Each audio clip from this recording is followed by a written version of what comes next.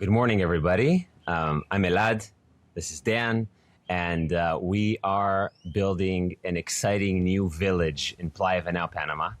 And we came together today because we wanted to share a bit about our journey last week, where we took our 106-acre piece of land and walked every inch of it with our master planners, two special individuals who came all the way from Costa Rica here to Panama to help us make our dream real. And so we would like to talk about what the hell are we doing here? What is this project? What is master planning generally? And what happened last week? What was the process we used to help you imagine and be with us in the journey that we went through? What does it look like? What does a day in the planning look like? Why did we choose the specific magical individuals that we chose to work with? What are some fears that we had coming into this week? And what are some fears that we still have? What were some amazing ideas that came up? How are we thinking about sustainability, regenerative design? How is our project helping the environment around us, the earth, the animals, the people? Those are some of the things we hope to touch on. Yeah, let's get going. Dan, you want to maybe give people watching us an introduction to what the hell are we doing here? Yes. So what are we doing here? We are asking ourselves, what's a good life? How do you design a good life? How do you design for a good life? And we're building that first version in Playa Venao in Panama, an amazing place because it has amazing surf, amazing community, amazing nature. It's a kind of a secret place in the world. And we are lucky to have a very large canvas to apply our designs and thoughts about what makes a good environment for a good life. We have 106 acres, which is 43 hectares of beautiful hilly land with amazing ocean views of the Bay of Venao. It is a few minutes away from the beach, and it's very quiet and calm and full of amazing trees and amazing animals. And when we acquired this land, we definitely realized that we need a good master plan because it's a very complex and intricate land with lots of hills and lots of valleys and and there's a river flowing next to it.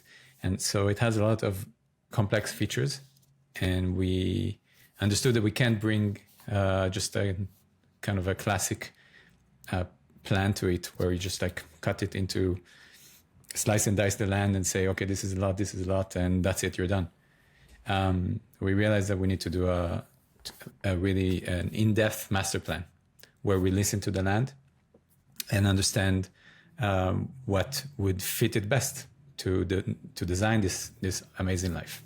The land is so special and intricate and has a lot of amazing features like hills, river, valleys, deep valleys and high hilltops, and beautiful trees and amazing nature in general.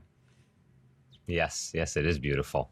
And yes, it's also interesting, I think, to talk about the pros and cons of the topography. But first, I think we should give people some context, some basic understanding of what is master planning.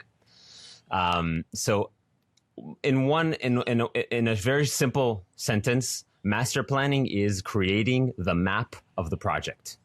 Okay, so if your starting point is you bought a piece of land or you're thinking to buy a piece of land, then master planning is taking that land, understanding it, pouring in your love and creativity, and out comes a map that describes where everything goes.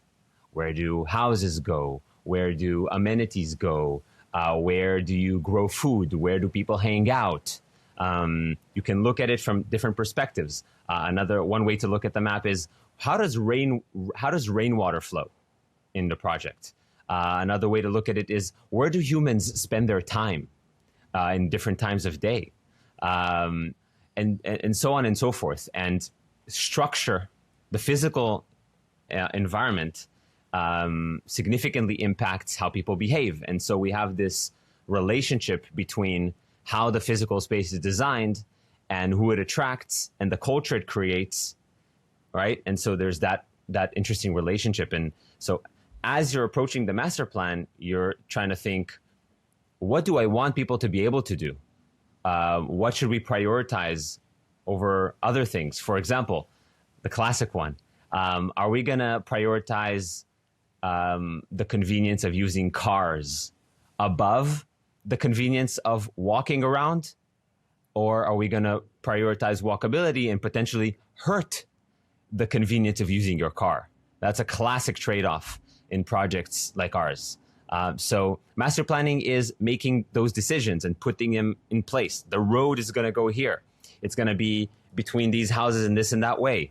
And people are going to go to the gym here. And therefore, it means that this is how it's going to be in the flow of their day. Let's put a co-working space by the gym so that their daily flow makes more sense.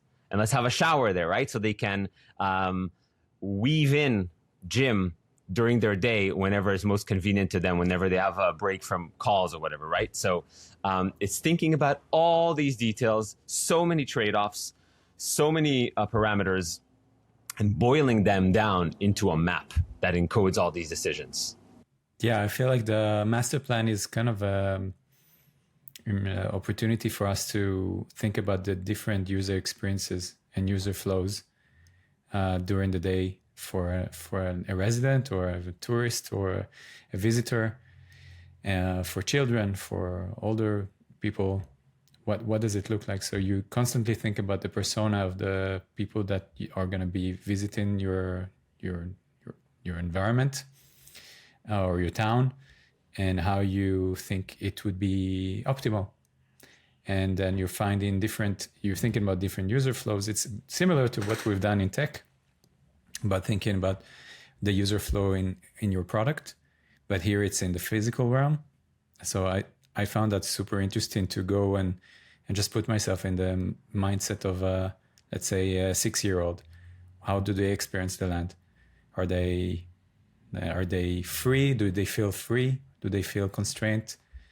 Same thing for someone our age, for example, who wants to go to work, but also see their kids and make sure that they're okay, and go to the gym or go surfing. How does the experience feel like? Not just, again, it's not the typical let's just put a house here. It's really thinking about the whole entire experience. The interesting thing about this master planning process was that we didn't really plan much of it, which I found interesting, because we plan a lot of things when we do our work. But here it felt like we wanted to we had one priority, which was to basically spend as much time as possible on the land. And so our days were basically from 6 a.m.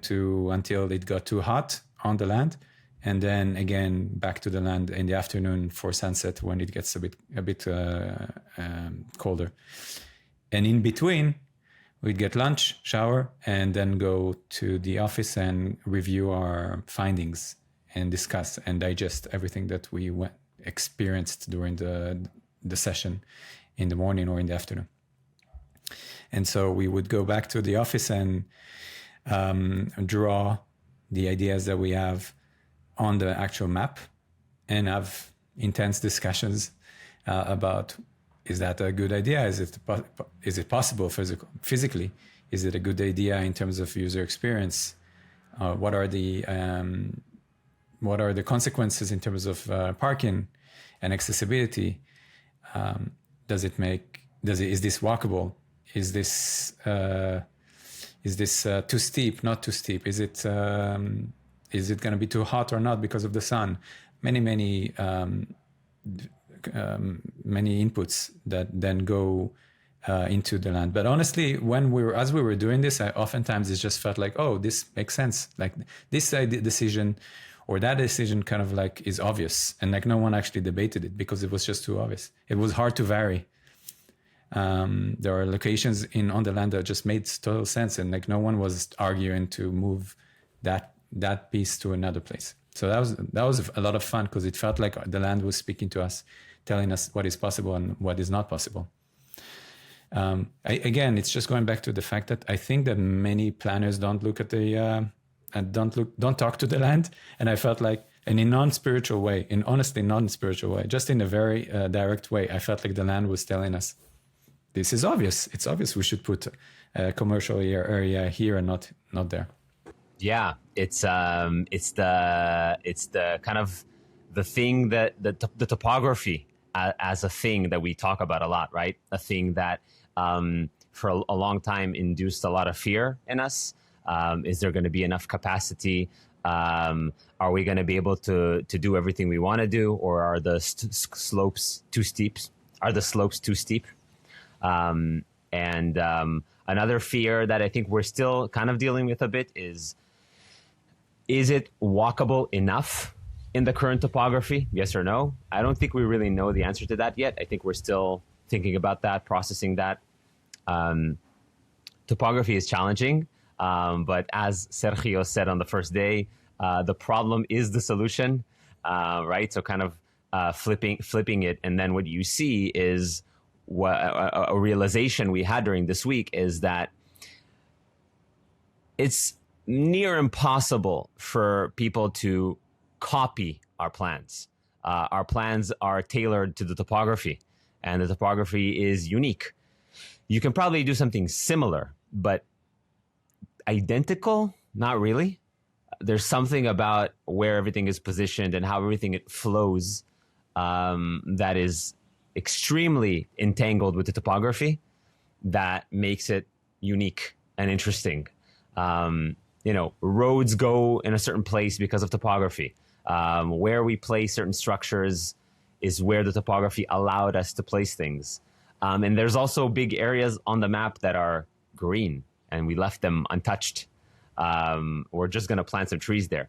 And it's also because that's what the topography told us to do. It's too steep to do anything there, et cetera, et cetera. So that was when we realized this during the week, it was a very sweet feeling pertaining to this feeling of listening to the land. Also the feeling of, we can just post our plans online whenever we want to. We're not on flat land with a matrix where if you have another flat land in a similar climate, you could literally copy it identically. We have something else on our hands. That was really cool. This makes me think about the thing that we talk about a lot, that, AI right now is disrupting everything that we used to do. And, all the modes that we thought existed in software are kind of being destroyed. You can create a website or a web app with one prompt. And when I think about land, I didn't know this because I'm new in real estate, but when I think about real estate, land owning, and specifically special land that has special features and special location, it makes me feel like, oh, wow, okay, we found a moat for once.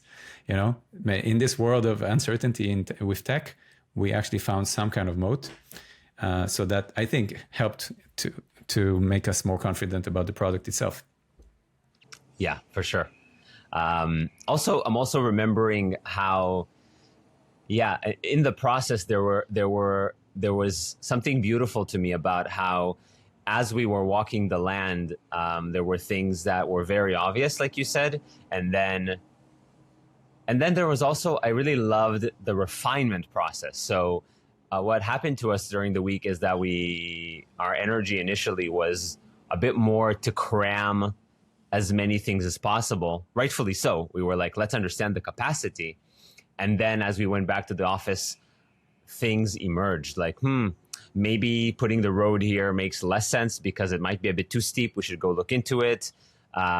Maybe there's too many houses on this ridge. We should reduce that. So there were a lot of solutions that came up on site on the land, and then there were the office space. I felt was more about refinement, deleting stuff and thinking about the details that we weren't thinking about on the land, because on the land we were optimizing for seeing as much as possible, and in the office we had more time to think about the details of user experience.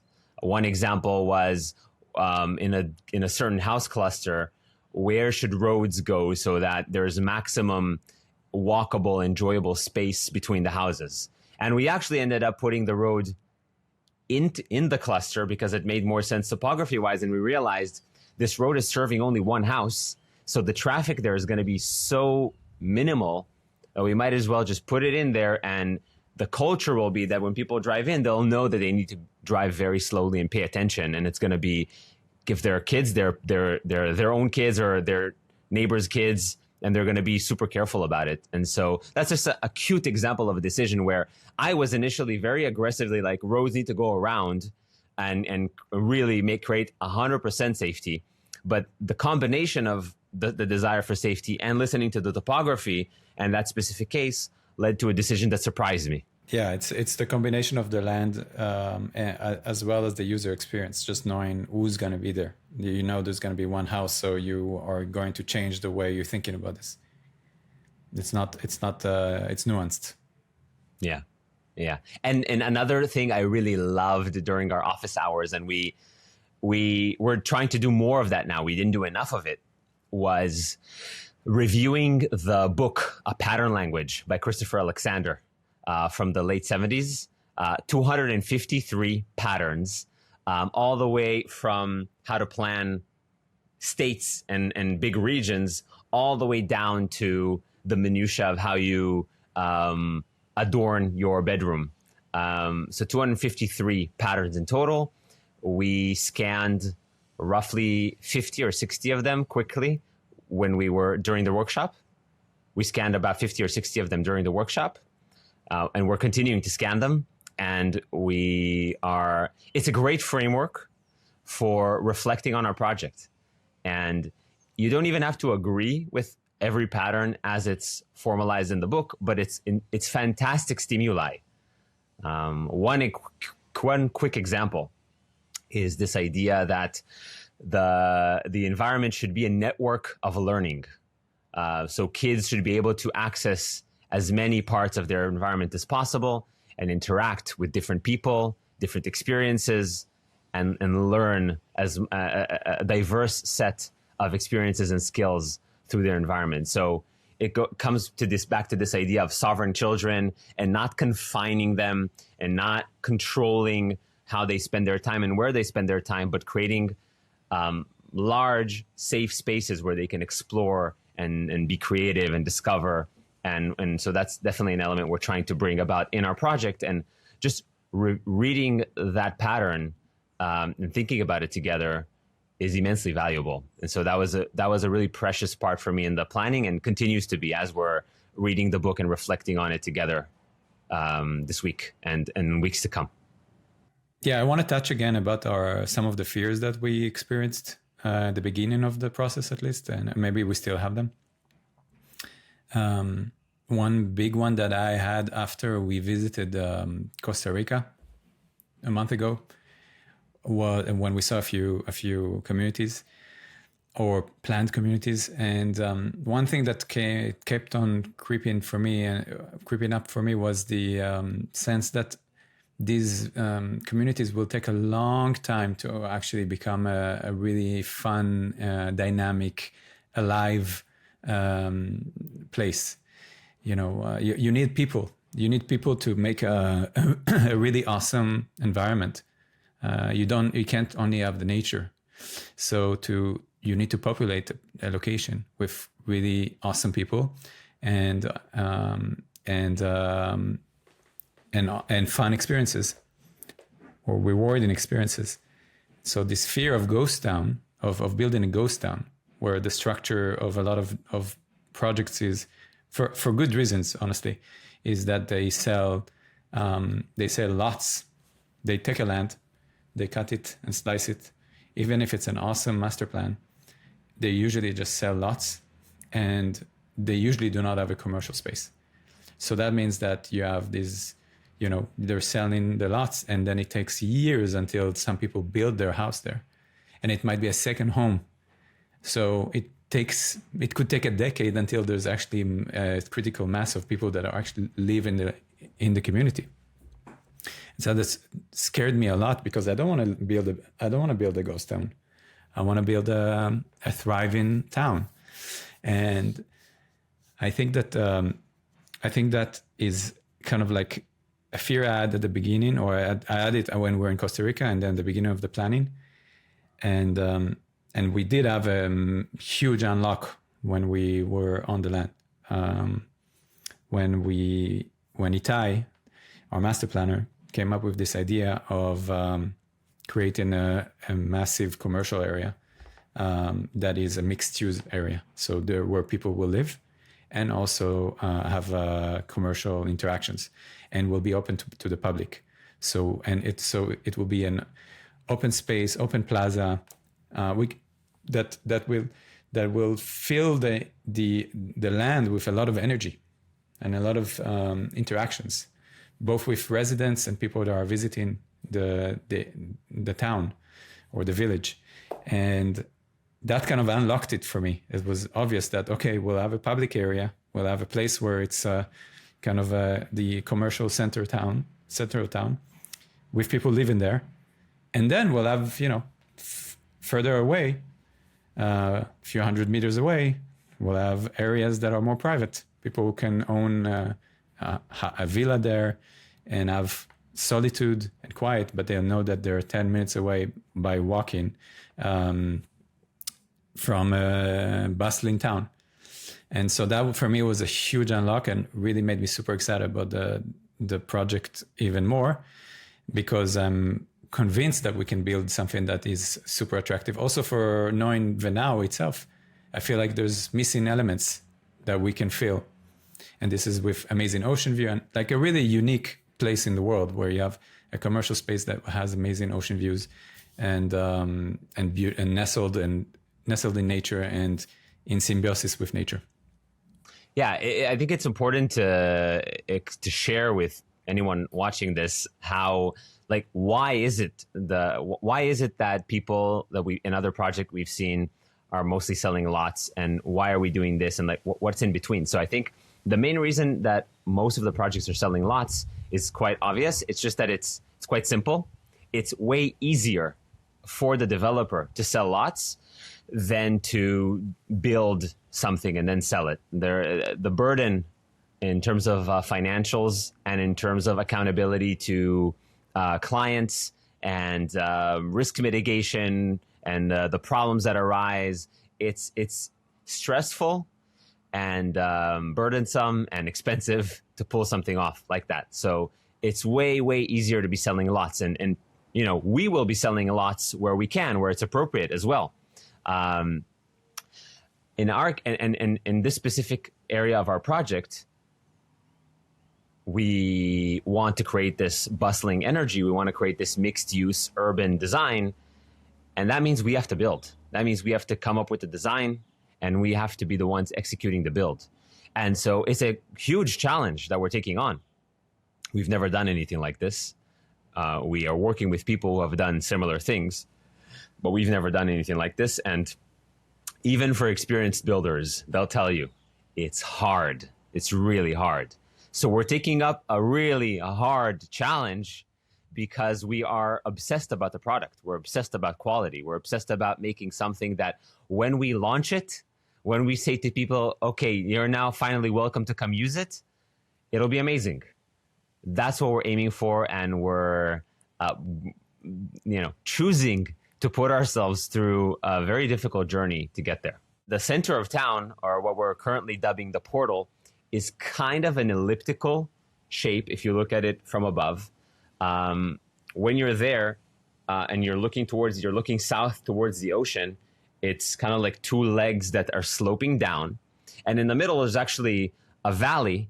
And Itai's genius idea, or Sergio, one of them had a genius idea of we're anyways going to be cutting some land in the project. So let's take that land and fill that hole, fill that valley. And then that provides us with a lot more usable space. And that central area, we immediately in that moment realized that was going to be kind of a piazza vibe, open, beautiful space where people can hang out, pedestrian only space. And the two hills, the two legs that slope down we're going to have terraced structures there. Okay, so from a side view, it looks like a staircase. And the beauty of that, it's kind of reminiscent of dense European cities and the beauty that brings.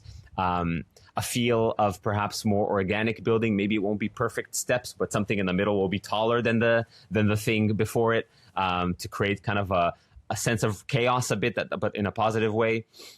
And then the terrace structure adheres to the topography, which is beautiful in and of itself, and then also allows for ocean views for most, if not all, of the residences that are going to be on the second floor. So the plan is first floor commercial, merges really nicely with the piazza in the middle, and on the second floor and above, residential units.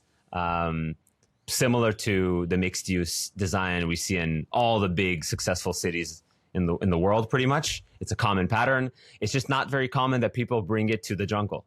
We're very excited about this merger of remote beach town with urban energy, urban design.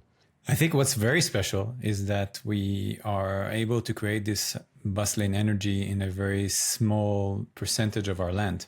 So we're kind of like have a seed of energy, but we still have, I don't know the percentage exactly, but maybe 90% or 95% still is untouched nature.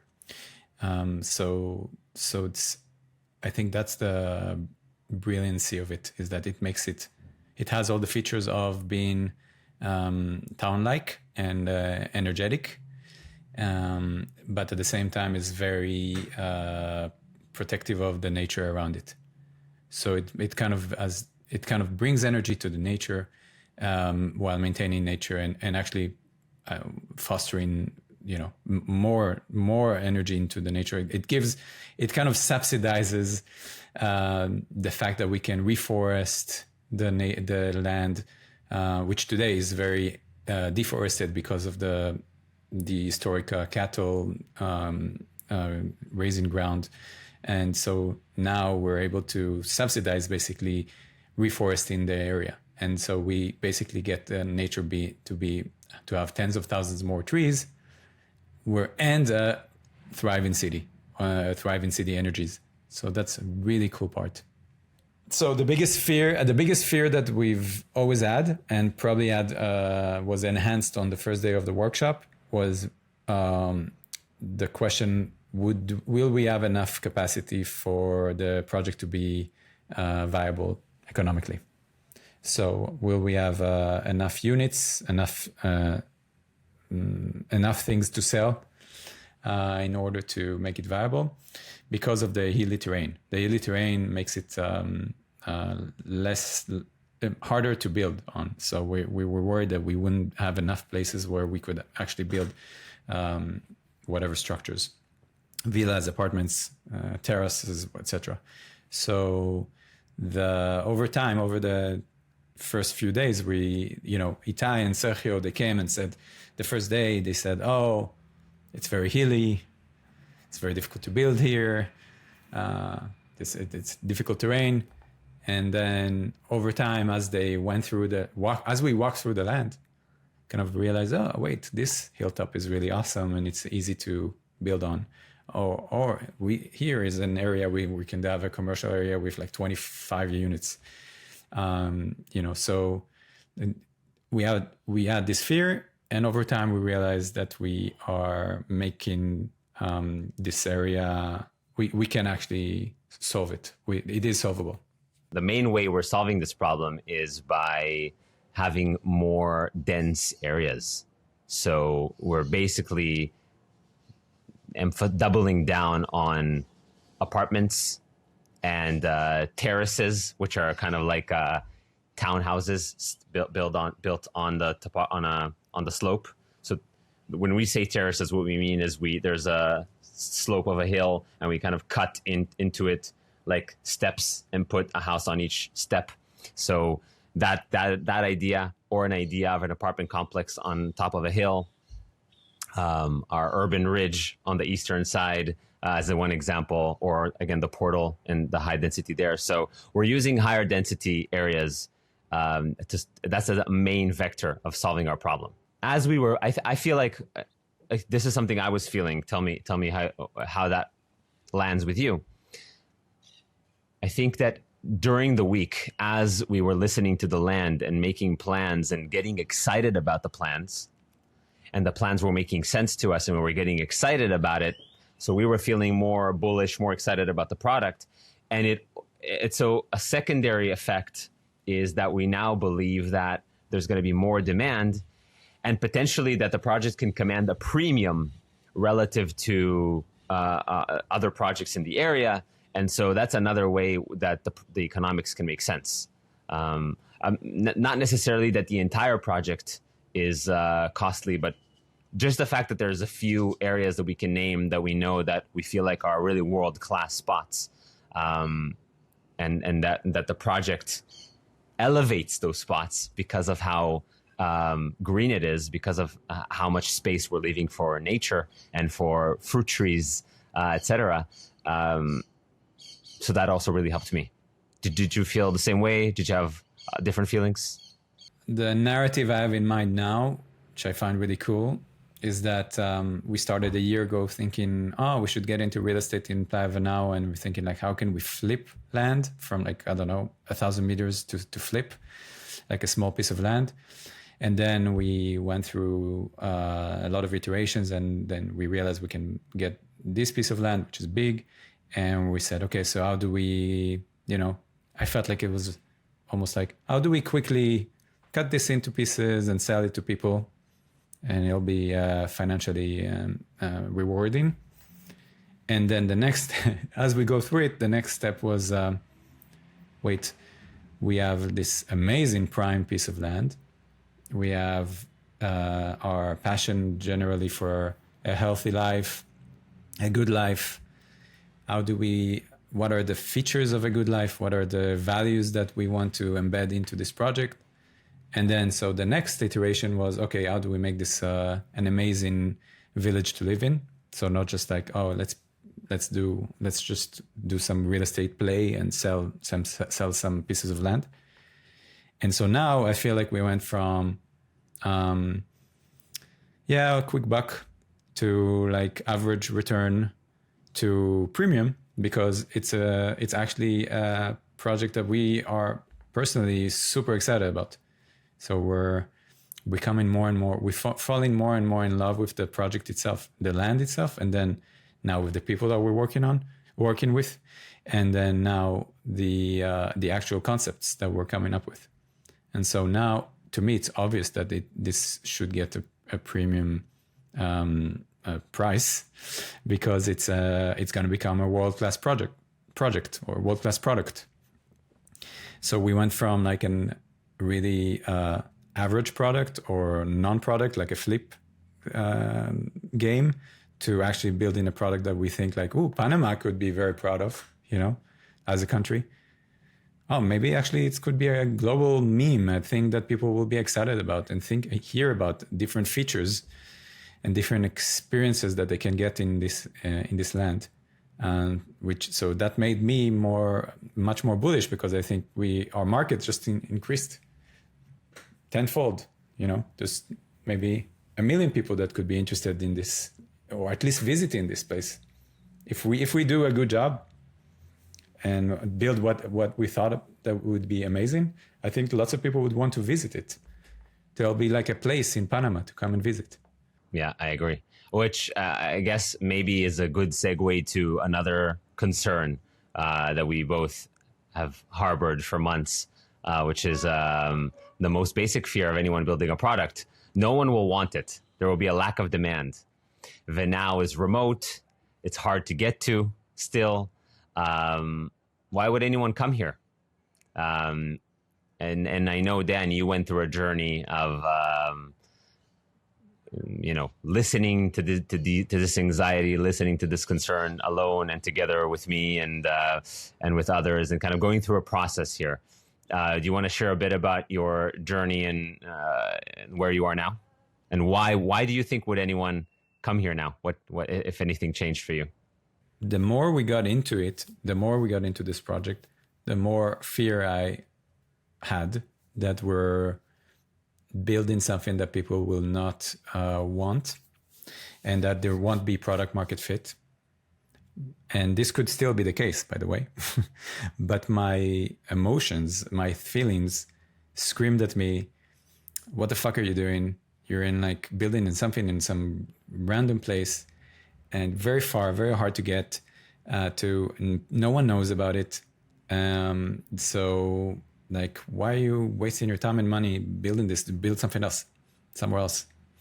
You have no proof that people will really want what you're doing, or maybe they'll want it, but it'll take 10 years. And so, you know, it's not really the highest returns possible. It's not optimal. And I think the feelings actually were very valid because and that's maybe one of the biggest learnings I had this year, is that my feelings are a compass and I should trust them, that there's something off, something is not complete, something is not totally baked. And we've had a few of these where it all makes sense rationally, but then emotionally I'm not in the right place. I'm like, nah, this is just not it. And I don't know what to say, what to articulate and say, this is the reason. What is the reason I'm feeling this way? But now I just know that if I'm feeling weird about something, that probably there's a good reason and we should listen to it. And so my compass was off. Even when the first day of this workshop, when we went there, we were walking the land. I was like, who would want to come now? And how will we sell 100 units here? This is really big. This will take decades. But what changed? I think what changed halfway, second day, afternoon, evening maybe, was when we just unlocked things. Like we unlocked the amazing features that we're going to talk. There's more features I want to talk about, and also the business model. Like, you know, working on thinking about this is in a mixed use lens where you have short-term rentals as well. You have second homes. You have commercial real estate. Everything kind of started making sense. But the main thing that made sense is that we're building something amazing. Like we want to build something amazing that I would want to hang out in. You know, whether as a second home or like that I would yield, or that I would live there and move there. Maybe not now. Maybe in 5 years. Like it just made sense to me much more. And personally, just spending time on that land, not to sound woohoo, but the land is really amazing. It's really an amazing place. It's quiet and there's the quiet wind and you can't hear anything and you just see this beautiful bay. And the more time I spend there, the more time I feel good, feel awesome about it. And I'm now intimately. I know the land intimately. Like I have names for the specific areas in it, and I know how I felt in different areas during sunrise, during sunset, during the day, and so I have much more of a sensorial experience of the place, and also, but spending time with people that are experts at tropical land, you know, spent. Every 5 minutes, Itayo or Sergio were telling us something that was blowing our minds. You know, like this tree, the speed it grows, and whether it's 50 years or 100 years old, and the type of other trees that are kind of like in synergy with it, or actually are kind of parasites to them, like the strangling figs, or the type of bees that are there, and the kind of honey they make, and the type of fruits that come from these specific trees, and how some of them are aphrodisiac, and some of them smell like stinky toes, but they're super tasty, and we tasted them. And it's just like you spend your day like learning a ton of things that you would never know if you were just walking there. So that makes you, the more you spend time with something and you learn about its intricacies, you can't hold yourself and just fall in love with it, because everything is interesting if you go deep enough, right? So that was a really amazing experience and made me more excited about the land itself as well. Another thing we're observing, realizing about ourselves, about humans generally, is just how powerful uncertainty is. And we've had experiences in the past when we said, let's build a business together. We didn't have an idea. We didn't have something we were bullish on, and how much energy we wasted trying to figure things out and jumping from one thing to the other, and just having very low momentum, very low sense of direction, of purpose. I remember also many mornings of kind of a low energy, waking up in the morning, like, what the hell are we doing? Where is this going? Financial anxieties, like, there's so much that can come up. And when we started this project, I was excited because I was like, okay, we don't have the idea problem. We have an idea. We know we're going to build something here and it's going to be awesome. So we're not searching for ideas. We're in execution mode. But then we discovered that we weren't in execution mode yet. We actually spent months still in uncertainty, in anxiety. We didn't have a clue of what this place was going to be. It's really only after this week that just passed, this workshop with Itai and Sergio, that we have a map.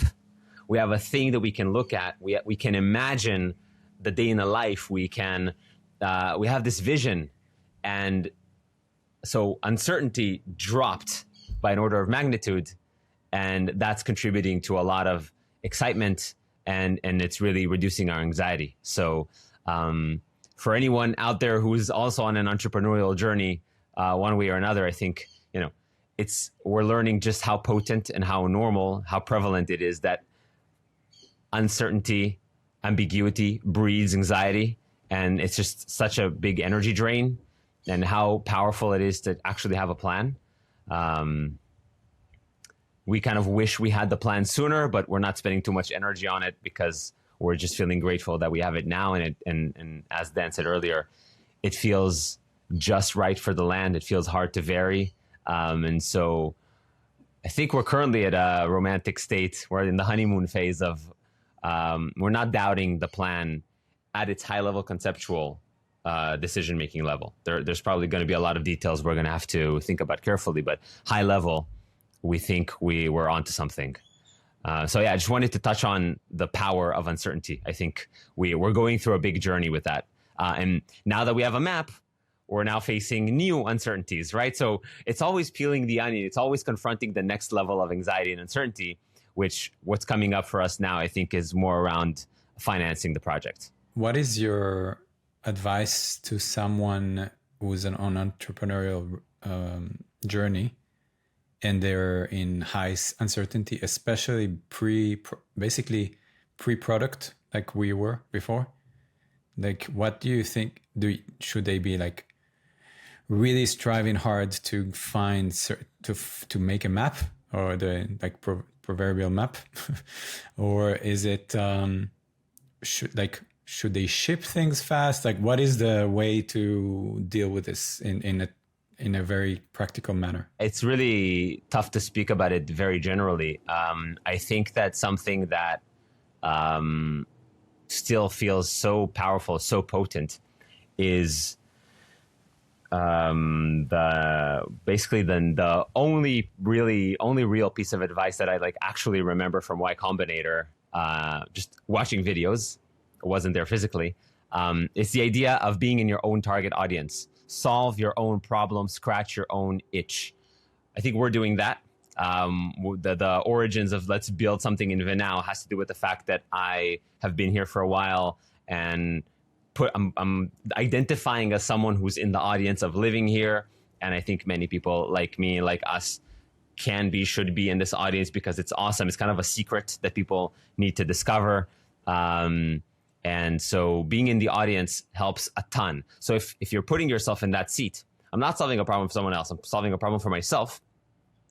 I think that's already a great start and can really be helpful. And again, going back to listening to your own concerns, a lot of your concerns were, this isn't for me. What am I doing here? And so make sure that it's something you're super excited about, is a fantastic place to be. So I would say focus on that, get to that point.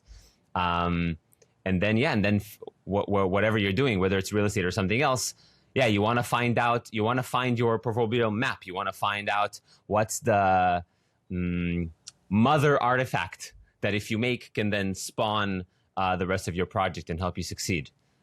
So if it's in software, I don't know, maybe it's a wireframe. Maybe it's a quick demo that you vibe code with AI tools and you show it to a few people and see what it's like. It's a bit hard to generalize, but I think being in the target audience and listening to your anxieties, listening to your feelings, trying to decode what your unconscious is telling you, and actually not rushing to build many features, like not going too granular too early, but listening to the feelings and making sure you're super, super excited about the direction seems really important. I think we've seen many examples of people diving too quickly into something and actually not listening to the concerns, just going and building something because it feels good. But actually, you should spend more time in the navigation space, in being anxious. So maybe that's another piece of advice. Get comfortable with being anxious and use it as data. Don't diss yourself. Don't say, I'm foolish for being anxious. I'm not strong enough for this or whatever. No, it's valuable data. And so if you're in the target audience and if you are respecting your feelings, your anxieties, listening to the signals that your intelligent unconscious, your intelligent body is sending you, I think you'll do a much better job navigating. I loved when you said that the master plan is our mother artifact and how a ton of things are streaming out of it. So the master plan is enabling for us the financial model to be much more granular and much more accurate, because we know the size of things we want to build and the kind of infrastructure that we need. And we actually will have units and the square meter size of the units. So we can have such a better idea of what the financial model is for the project. That's one thing. And then we have all the marketing stuff. Well, literally, this podcast is a result of the master planning map. So that map it results in media, in content that we'll publish. This one and many others. It is our option for us to finally do pre-sales very soon, and to tell potential clients, here is what you're going to buy, and you can get that piece and that specific apartment or house. So we can start having real conversations with potential clients, so we can learn. We basically kind of like hit the an area now that has so much, a fractal that we can open. We can learn so much more on many, many different ways, on marketing, on finance, on product. And we can finally have actual physical studies of the land in specific spots where we want to build things. We can check the type of land we have there. We can check the environmental impact.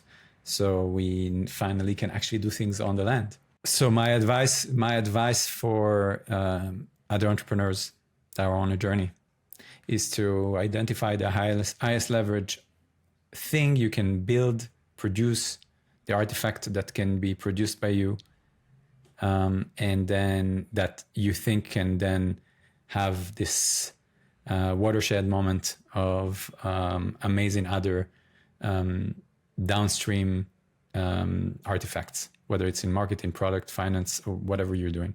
So identify that. It's difficult to identify. It's not always obvious. But if you identify that, then really push hard on that. And then you'll accelerate your learning. Maybe you'll need to do this again, but it's basically trying to find where the highest leverage learnings. During our workshop, we had many amazing ideas come up, unlocks, many moments of like, oh my God, right? So we want to talk about a few of those. The obvious one to start with is the portal, the central area that's in the southern part of our map. Kind of has an elliptical shape with the two legs, left and right, that are going downhill. So if you're facing south, you're facing the bay, they're going downhill. In the middle, there is a valley, and the big unlock was that we're going to fill it with earth. From the earth, we need to move in other areas of the project. And so we're going to have these beautiful legs with terraced mixed-use structures. In the middle, a beautiful plaza where we're going to have basically a beautiful plaza where we're going to have all kinds of activities. It's the whole area is going to be car free. Cars are going to be going around this area in a one-way street that circulates around the perimeter. And inside, we're going to have on the terraces things like a pool, a skate park, a garden, an amphitheater. So we're going to be using the topography that's declining to create seating with natural elevation differences. And then on the first terrace, we'll have like a little stage for musical performances. It could also be used for kind of town hall meetings for the neighborhood to self-govern. And in the shops, we could have a kids' playroom in a cool environment. So we're in the tropics. It's quite hot. And actually right now in Venao, we don't have a space for parents to take their kids in a cool environment, cool and shaded, and just let them play and kind of hang out with them. So we're going to have some of that, or maybe several spaces like that. We're going to have healthy restaurants and cafes. In the back of the portal, we're going to have our big gym with a co-working space. Adjacent to that, we're going to have the spa with sauna, cold plunge, and a beautiful yoga deck with a view of the bay, obviously, and open to the jungle view. I was actually thinking about the gym, how the gym should probably also default to being an open space. So instead of enclosing it with windows and blasting AC, actually using fans and opening the space up and having more of a direct connection with the jungle view and the bay as you're working out. Another cool thing about the portal is we imagine water streams streaming from uphill, downhill, and then circulating them back up. So you have the sound of water, you have the feel of water around you there. We're very bullish on water, flowing water, still water, being able to interact with water all the time. So a vision that Itai had is that kids could build little boats from various materials and then have them sail downstream. And again, this whole thing is in a big open space with a beautiful view of the ocean, the bay, the school, and the jungle around you. We imagine many people wanting to visit this place from Venao, or maybe even people from Panama City coming for a vacation, excited to visit this place, spending time there, for example, in the afternoon, watching a beautiful sunset together. So we're thinking again also about how we can use the roofs of structures as hangout places, like have a cafe where the roof is also a place where people can hang out and just have as many congregation spots as possible in that area. So we're super excited. I cannot wait for this place to be built.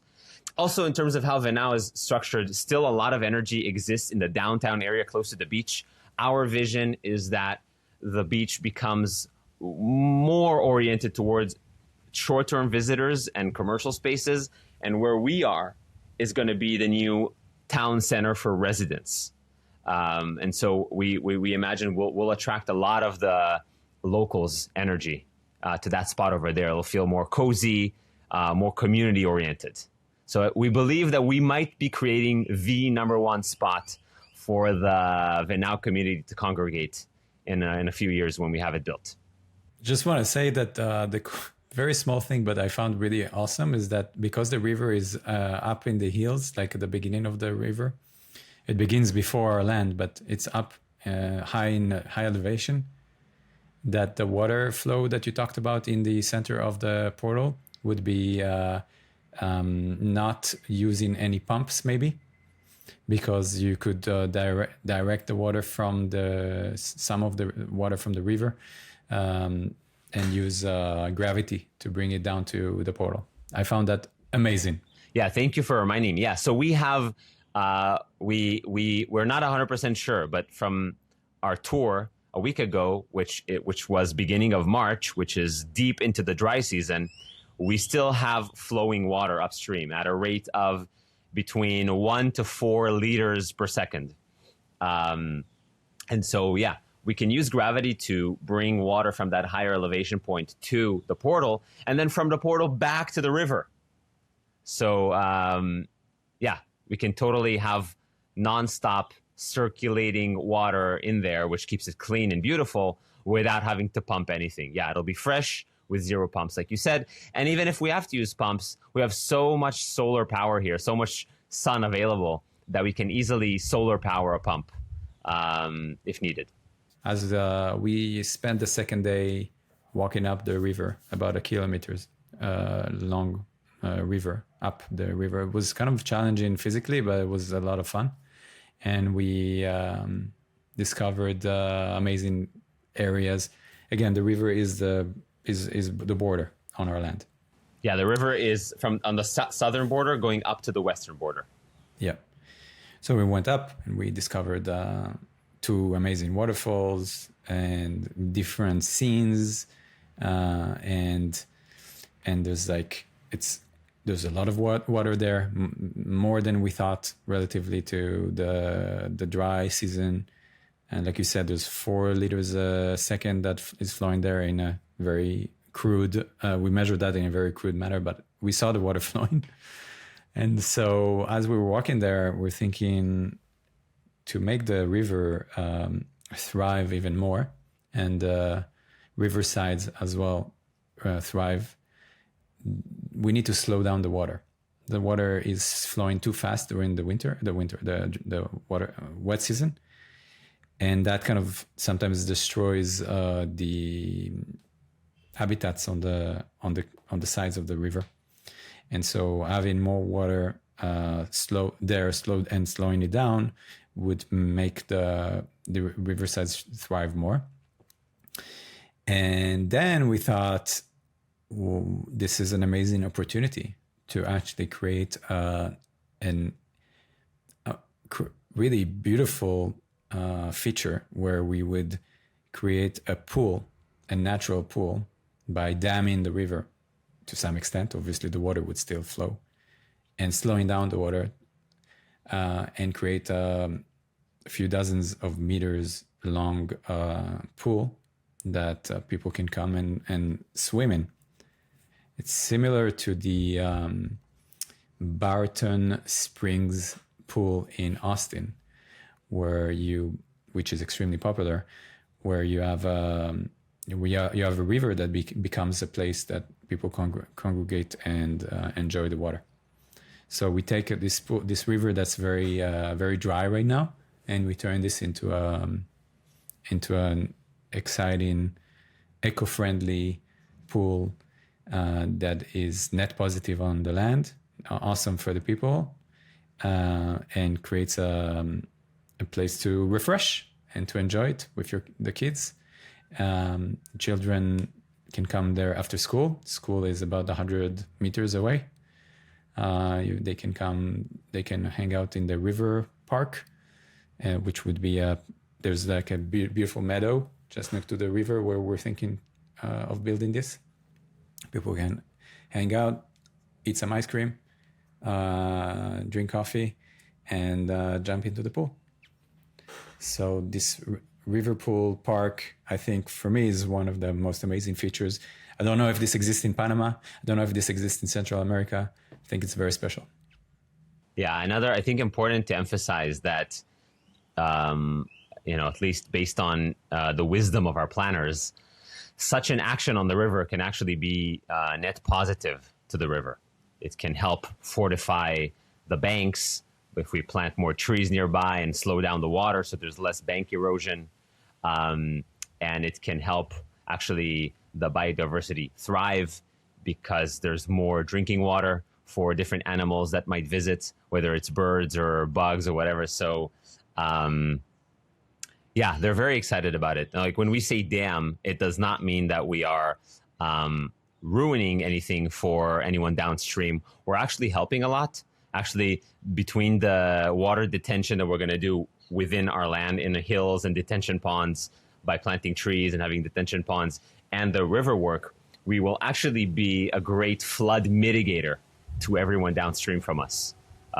So totally net positive impact on, again, earth, animals, plants, humans. And I think I'm a bit more excited about this than you. But one of the ideas in the pattern language book is the dancing in the streets pattern or the carnival. I don't remember which. It basically talks about how humans need times when you break the rules, bend the rules, change the routine. And so it felt very appropriate as we were dreaming about the river pool park, that we would have an annual river festival. We don't know what that means yet. Just imagining a bunch of people hanging out in the river, by the river, celebrating the river. Maybe we'll find activities driven by permaculture learning. Maybe there's something we can do every year to kind of maintain it and care for it that we could do. Plus, having music and food and dancing and just a lot of fun. So we imagine an annual celebration and care for the river being potentially an anchor in our culture. So we're also thinking about sacred spaces and places to connect with yourself, to connect with nature. So that's a big thing for us. We think it's lacking in default world in urban design. And in our project, we already have several places that we've identified that could allow for this kind of more quiet, introspective, spiritual experience. We have several places we're calling portals, where we're literally going to build something that looks like a portal, whether it's a circle facing the sun on the Sunrise Kingdom area, whether it's a sky portal that we're placing, thinking of a circle of columns that are facing upwards towards the sky that we are putting on a quite isolated hill that we're currently reserving for people to just go and have some peace and quiet. What else? We have a sunset portal. We have the sea portal that is the transition point in and out of our main area, which we're currently dubbing the portal as well. So, naming in progress Portal here. galore. Yeah, so we have the portals and we have some pavilions, some places where there's just some shade and a few benches overlooking an amazing view surrounded by trees and lush greenery, right? So this is also discussed in the pattern language, but also we can all feel it inside of us that we sometimes want to go to a secret garden and meditate and breathe and be alone with our thoughts.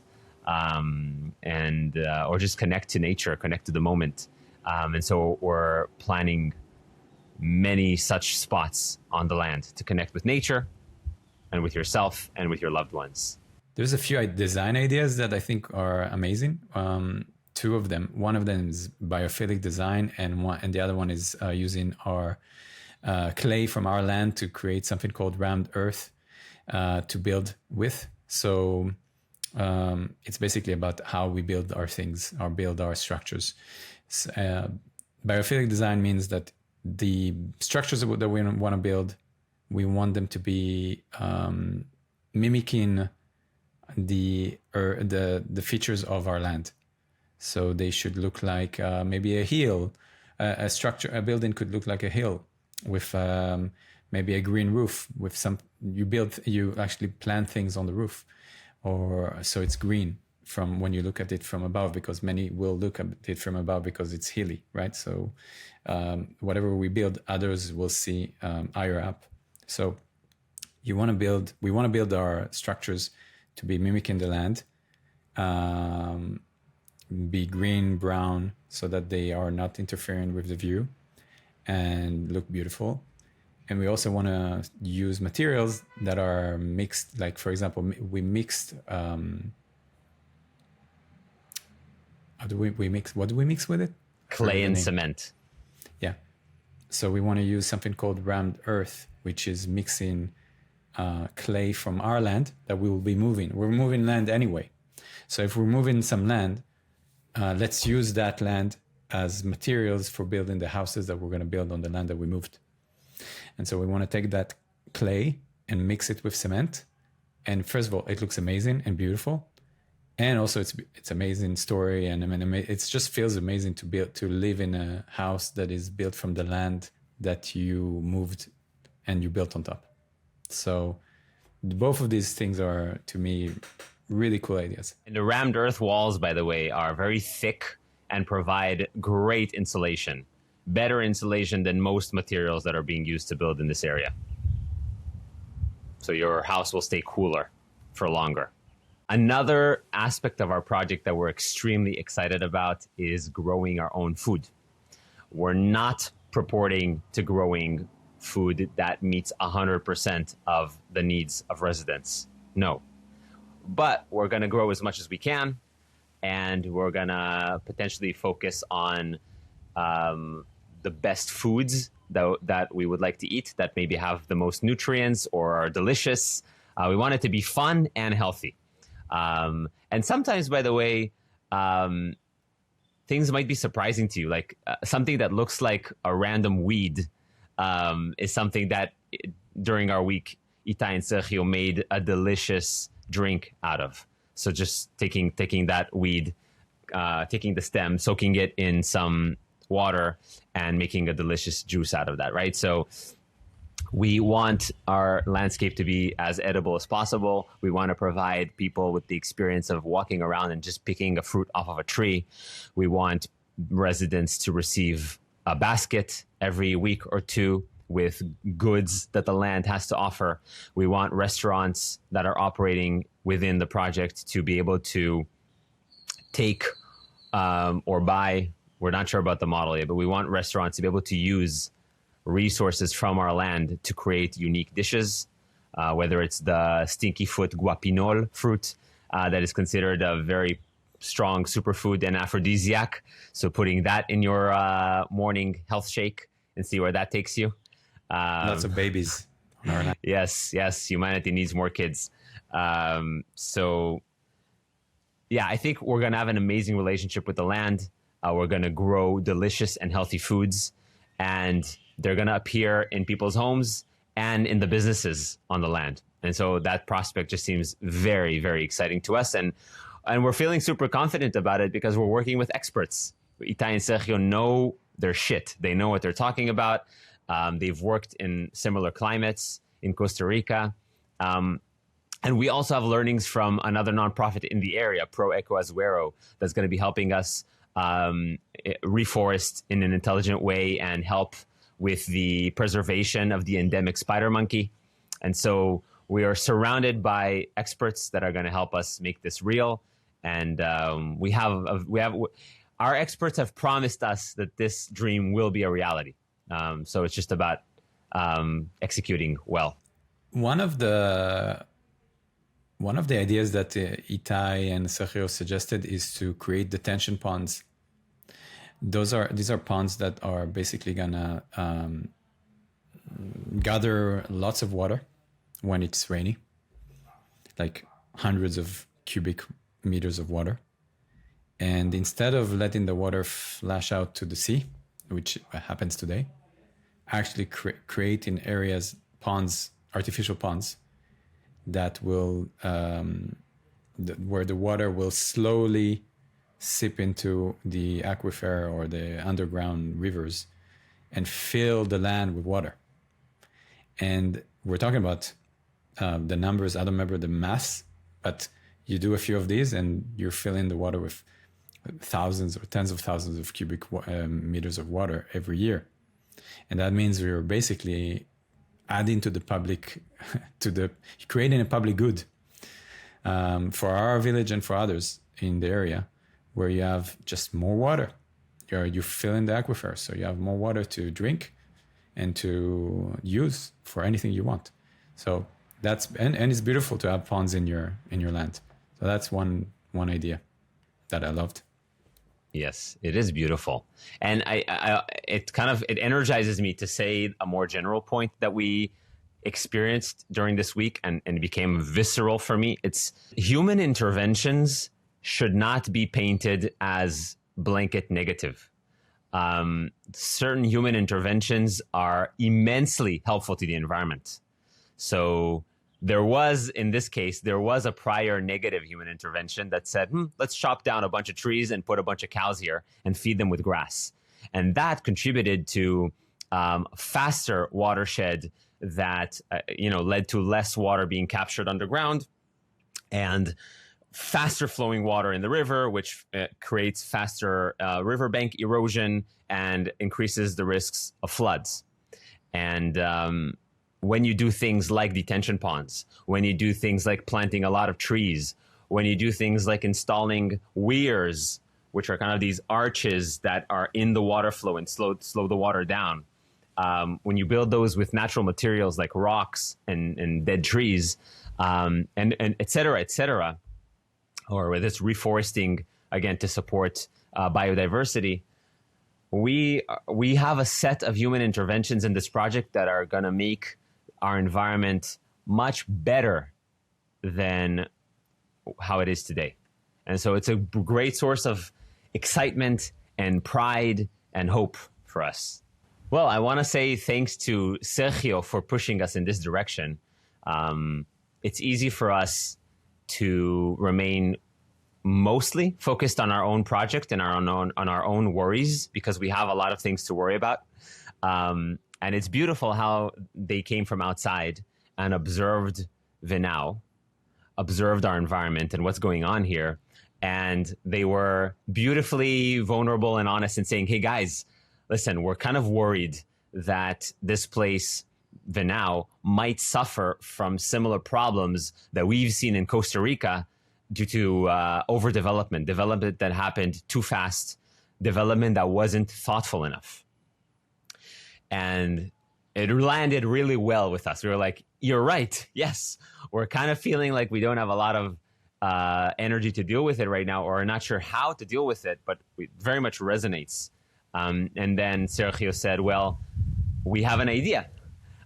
We could run a permaculture workshop for all the developers in Venao. And we could onboard them. And normally when we teach permaculture, it's actually oftentimes it's project based. So each developer could potentially bring their own project to the table and we can talk through it. We could come up with a manifesto of values that we all want to adhere to, that we're all excited about.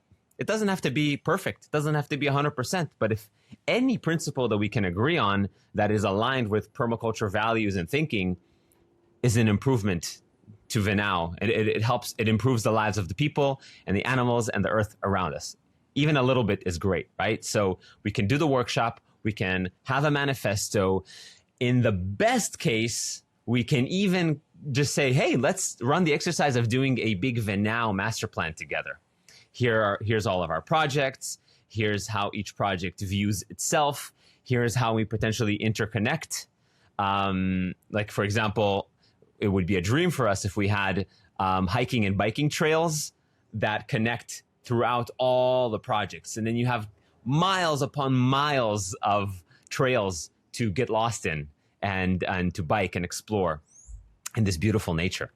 And so more cooperation and just better care for our environment can easily stem from something like this. And so when we realize that this is something that can happen, that we can make it happen, and we have these amazing partners from Costa Rica who want to do this with us, we got very excited. So we have this opportunity through our project to energize more people in Venao to discover what permaculture is and to embrace whatever values feel right to them, whatever techniques, systems, methods that feel great to them. And we have an opportunity to set an example for the world. We do think that this project can be an exemplar of how to deploy permaculture in real life.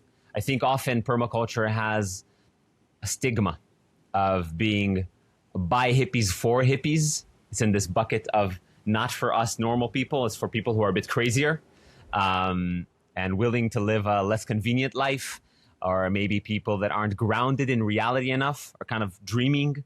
This maybe isn't realistic, right? There's all kinds of doubts around this. We've discovered, by the way, we initially had this fear as well. When we first saw their website, we did not make contact. We said they're too hippie. Let's move on. Let's find other people. So lucky we came back and discovered that they are amazing people. And we actually vibe insanely well. We had an amazing connection. And permaculture is just very smart. Permaculture is systems thinking applied to life design. So you're designing life. It could be a forest, it could be a neighborhood, it could be anything, even your home, your office, whatever it is, wherever you are, you can apply these lenses and you tend to get a better outcome. Whether it's this idea of caring for the future, caring for Earth and for the people, whether it's this idea of really being thoughtful about waste and how maybe nothing is waste. How can you take every output of every sub part of your system and how can it be an input for another part of the system, right? So that's the whole kind of thing of a circular economy, which anyone who understands systems thinking can immediately imagine what permaculture is, just kind of locating all these systems and adjusting them such that they feed each other more. And so there's less waste and more reuse of energy and knowledge, etc. Right? It can also be on the people's level, how you design where people live such that they exchange ideas and energy in a way that's really fruitful. So we've fallen in love with permaculture. We think permaculture is underrated and misunderstood.